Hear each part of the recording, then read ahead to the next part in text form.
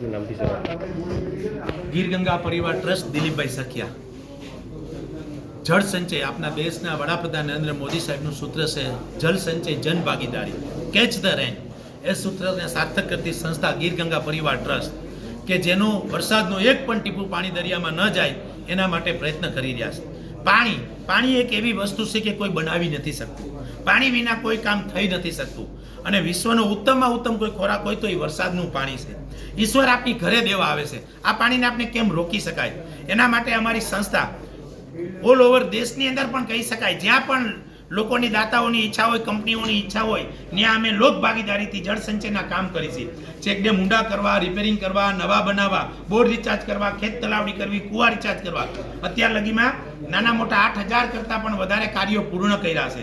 અને 1,11,111 ડેમો બનાવવાના સંકલ્પ, આવા જળ સંચયના કાર્ય કરવાના સંકલ્પ સાથે અમે આને આગળ વધારી રહ્યા છે. એના ભાગરૂપે જેટકો અને પીજીવીસીએલ દ્વારા અમારી સંસ્થાને 12 ઇટાચી મશીનના દાનમાં મળેલા છે CSRમાંથી.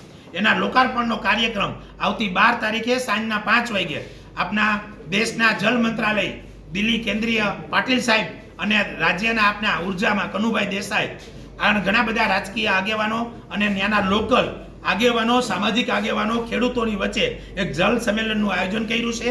અને વધારેમાં વધારે લોકો પાસે આ મેસેજ પહોંચે એના ભાગરૂપે લોકોમાં જાગૃતિ આવે એવો અમારા ગીર ગંગા પરિવારનો પ્રયત્ન છે. અને આ કાર્યમાં દરેક લોકો આમાં જોડાય અને આપણા સૌરાષ્ટ્ર અને ગુજરાતનો જે જળ સંચયનો કાયમી પ્રશ્ન સોલ્વ થઈ શકે, સ્વનિર્ભર બની શકે, એના માટેનો પ્રયત્ન છે. અને ગીર ગંગા પરિવાર ટ્રસ્ટના પ્રમુખ વતી હું લોકોને પણ અપીલ કરું છું કે આ કાર્યોમાં ચાલો આપણે બધા સાથે મળી અને જળ સંચયના કાર્ય પૂરા કરી સમગ્ર જીવ સૃષ્ટિ અને પશુ પંખી અને કલ્યાણ અર્થે પાણી બહુ મહત્વનો ભાગ છે.